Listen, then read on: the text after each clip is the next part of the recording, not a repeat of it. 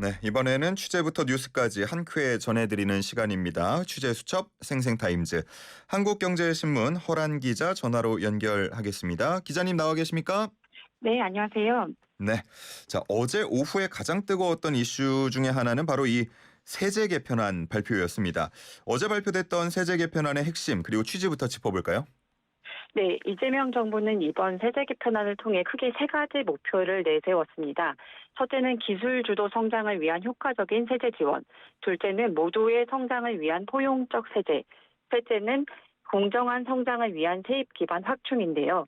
기획재정부가 어제 발표한 세제 개편안에 따르면 향후 5년간 35조 6천억 원의 세수를 추가로 확보하게 됩니다.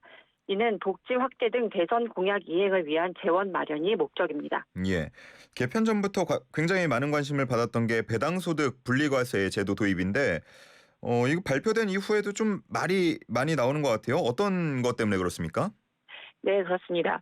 그동안은 배당 소득이 연간 2천만 원을 넘으면 종합소득세에 합산되어 최고 45%의 세율을 적용받았지만, 예. 이 개편안에 따르면은 이제는 고배당 기업 주주들은 더 낮은 세율로 분리과세를 받을 수 있게 됩니다. 고배당 기업에서 받는 배당 소득에 대해서는 2천만 원 이하는 14%, 2천만 원 초과 3억 원 이하는 20%, 3억 원 초과는 35%의 세율로 분리과세하게 됩니다. 기존 최고세율 45%와 비교하면 상당히 낮아진 셈인데요. 하지만 여기서 중요한 것은 고배당 기업의 기준입니다. 현금 배당이 전년 대비 줄어들지 않으면서 배당 성향이 40% 이상이거나 배당 성향 25% 이상이면서 직전 3년 평균보다 5% 이상 배당이 늘어난 기업만 해당됩니다. 예. 정부는 이 기준을 충족하는 상장사를 약 350개사로 추산하고 있습니다. 350여 개면은 뭐 많다고 보기는 좀 어려울 것 같은데 어떤 기업들이 되고 어떤 기업들이 안 되는지도 궁금하네요.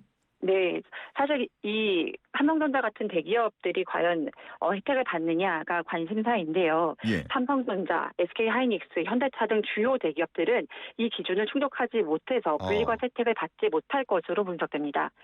500만 명이 넘는 개미 투자자들이 보유한 삼성전자도 이것 때문에 조금 속상해하시는 분들도 계시는데요. 음. 반대로 금융지주사나 SK텔레콤 같은 통신사들은 이 주요 대상이 될 것 같습니다. 예. 그러면 말씀을 해 주신 것처럼 뭐 삼성전자 주주분들뿐만 아니고 많은 투자자들이 좀 실망을 했을 것 같은데요.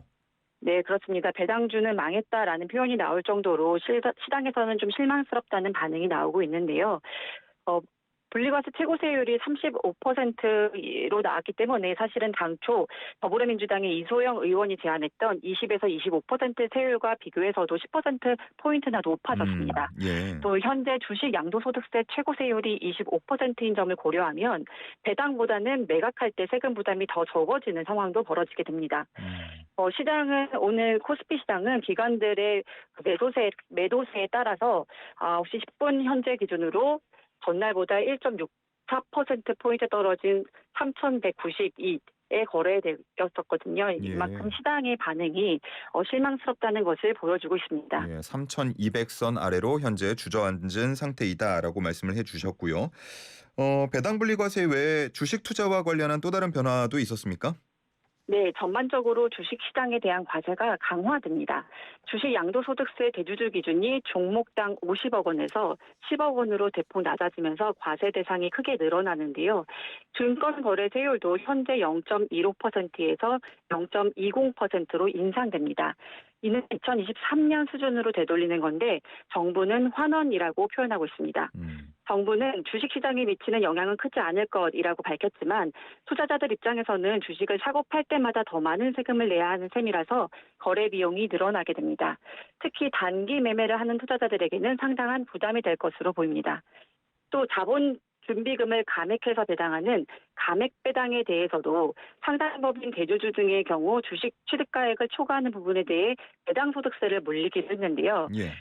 이게 그간 감액 배당은 투자한 돈의 일부를 되돌려받는 행위다 해서 세금을 부과하지 않았지만 음. 일부 대주주들이 세금 회피 수단으로 악용한다는 지적이 있어 왔습니다. 실제로 조정호 메리츠 금융지주 회장은 회사로부터 2023년과 지난해 총 3,626억 원의 배당금을 과세 없이 수령해서 형평성 논란이 일기도 했었습니다. 일부 전문가들은 이런 과세 강화가 주주 환원을 늘리려는 기업의 의지를 약화시킬 수 있다는 우려를 제기하고 있습니다. 예. 실제로 뭐 최근에 이제 증시 분위기가 좋다 보니까 4천 가자, 5천 가자 이런 얘기들이 나오고 있었는데 과세가 강화된다라는 분위기가 감지되니까 투자자들이 조금 아쉬워하는 것 같고요. 네. 그리고 또 관심을 많이 모았던 것 중에 하나가 법인세일 것 같은데 역시나 인상입니까? 네, 그렇습니다. 법인세율이 전면 인상됐는데요. 4개 구간 모두 1%포인트씩 올라서 최고 세율이 25%가 되었습니다. 이는 윤석열 정부가 2022년에 인하했던 것을 3년 만에 원상복귀시킨 겁니다. 과세 표준 2억 원 이하는 9%에서 10%로, 2억 원 초과 200억 원 이하는 19%에서 20%로, 200억 원 초과 3천억 원 이하는 21%에서 22%로, 3천억 원 초과는 24%에서 25%로 각각 1%포인트씩 오릅니다. 이로 인해 향후 5년간 법인세 수입이 18조 5천억 원이 증가할 것으로 예상됩니다. 예. 기업 부담이 상당할 것 같다는 이야기도 나오는 것 같던데요. 네, 맞습니다. 전체 증세분 35조 6천억 원 중에서 기업이 부담하는 비중이 65%에 달합니다. 이 중에 대기업이 16조 8천억 원, 중소기업이 6조 5천억 원을 부담하게 되는데요. 경영계에서는 상법 개정, 노동법 규제에 더해 법인세 부담까지 늘어나면 글로벌 경쟁력이 떨어질 수밖에 없다라며 강하게 반발하고 있습니다. 반면 정부는 이를 윤석열 정부 시절의 감세 정책의 정상화라고 표현하고 있습니다. 실제로 법인세 최고세율 25%는 문재인 정부 때와 같은 수준이고 증권거래세율도 2023년 수준으로 되돌리는 것입니다. 예. 조금 더 와닿을 만한 얘기들은 뭐가 있을까 한번 보다 보니까 서민과 중산층의 세부담이 줄어들 전망이다. 이런 얘기도 나오던데 무엇 때문입니까? 예, 이 서민과 중산층에게는 세액 부담이 오히려 줄어드는 게 좀 희소식인데요. 총 급여 8,700만 원 이하의 계층의 세 부담은 4천억 원이 감소하는 것으로 추산됩니다. 특히 다자녀 가구 지원을 대폭 확대했는데요. 예. 먼저 신용카드 소득공제 기본 한도가 늘어납니다. 음. 현재는 자녀 수와 관계없이 300만 원이었지만 앞으로는 자녀 1명당 50만 원씩 추가됩니다. 예를 들어 자녀가 2명이면 기본 한도가 300만 원에서 400만 원으로 늘어나는 셈입니다. 예. 또 보육수당 비과세 혜택도 확대되는데요.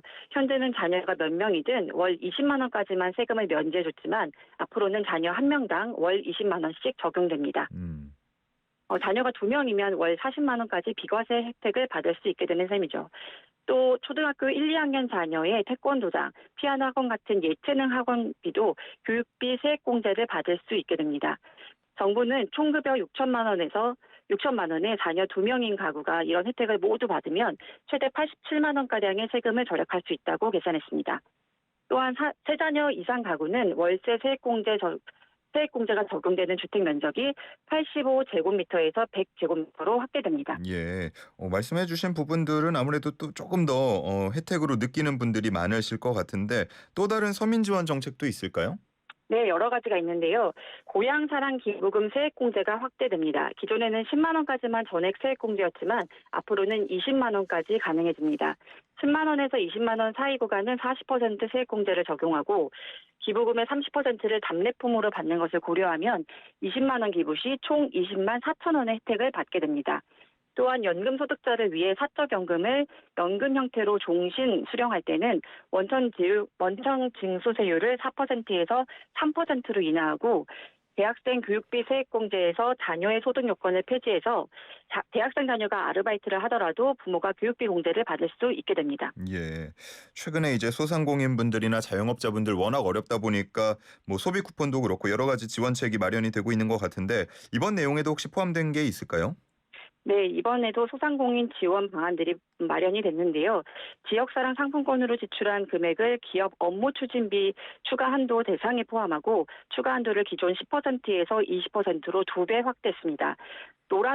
노란우산 공제를 경영 악화로 중도 해지할 때 퇴직소득으로 과세받는 요건도 완화됩니다. 현재는 수입 금액이 직전 3년 평균 대비 50% 이상 감소해야 하는데 앞으로는 20% 이상 감소하만 해도 해당이 됩니다.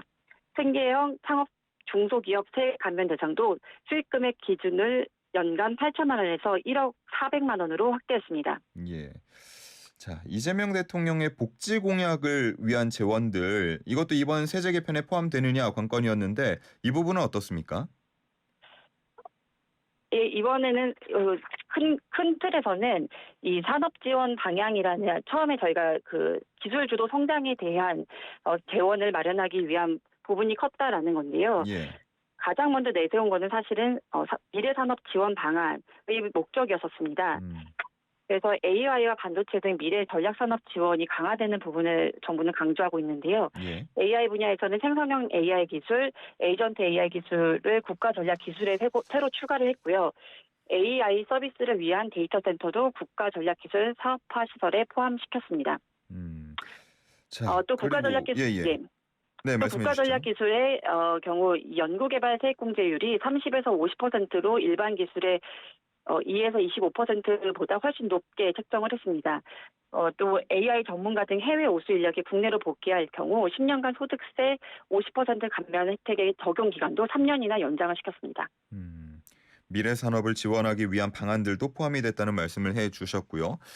지금까지 저희가 이렇게 했던 내용들이 이제 그대로 다 되는 건 아니라고 하는데 이게 국회 논의 과정을 거쳐야 하는 거 아닙니까? 분위기가 어떻습니까? 네, 그렇습니다. 이 야당에서도 비판의 목소리가 나오는데 사실은 여당에서도 의견이 갈리고 있는 상황입니다. 특히 배당 분리 과세의 경우 이소영 의원 등이 정부안에 반발을 하고 있어 국회 논의 과정에서 일부 조정될 가능성이 있습니다. 또 국민의힘의 경우는 기업 부담 증가를 우려하며 반대 입장을 명백히 하고 있습니다. 정부는 8월 14일까지 입법 예고를 거쳐 8월 26일 국무회의에서 의결한 후 9월 3일 이전에 정기국회에 제출할 계획입니다. 예, 앞으로 논의되는 과정도 잘 지켜봐야겠습니다. 오늘은 여기까지 듣겠습니다. 한국경제신문 허란 기자와 함께했습니다. 고맙습니다. 네, 감사합니다.